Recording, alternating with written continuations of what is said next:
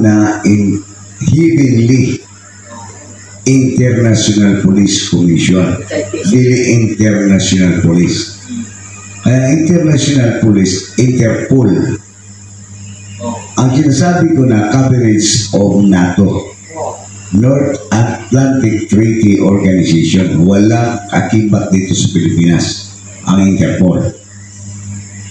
Ang Heavenly International Police Commission, siya ang pinakamataas na komisyonado sa Interpol bago sila pumasok sa Pilipinas. Ang function ng International Police Commission, siya ang tagapagbantay sa kapayapaan. Na kung ano man ang kamalian sa batas, siya ang tinatawag na peace and order control. Ito ang International Police Commission. Pwedeng magpadala sa ibang bansa na ang ginagawa ng Interpol dito, ito ang ginagawa, walang permiso sa amin. Ito, dapat ito bigyan ng kaparusahan. Yan ang function ng International Police Commission. Dito naman sa ating bansa, ang function nila, ganon din. Kung ano man nagkasala sa mga lokal, sila ang tumitingin.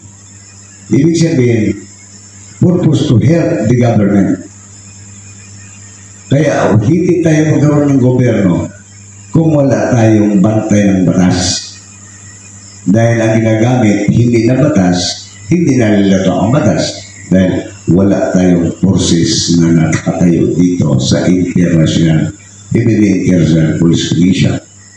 Ang International Police Commission, ito'y sundalo ng kaharian, sundalo ng Royal Gadit Palace, na siya ang tumutukoy dito sa batas ng divine hanggang sa tinatawag royal law, hanggang pababa sa eternal law.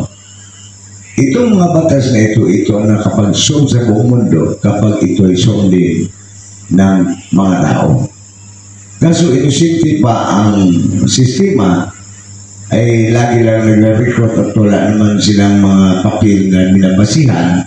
Ito ang nangyari na hanggang ngayon. Wala pang katuturan ang International Police Commission. Ngayon, ang pangalawa, ito tinatawag na Royal Armed Forces International Police. Ang Royal Armed Forces, siya ang hukbong armado sa tinatagwardya ng karya, Royal Armed Forces. Bakit may International Police sila? Kasi ito recombined operation ang Royal Armed Forces at International Police. Yan ang function ng Royal Armed Forces International Police. Kung hindi kaya na katulad ng pulis, hindi kaya ng pulis, ang tawag ng army.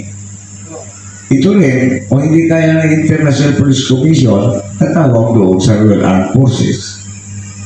Yan ang tinawag reinforcement. Separation power ang tinatawag dahil ito'y mayroon tayong local, national, mayroon tayong international.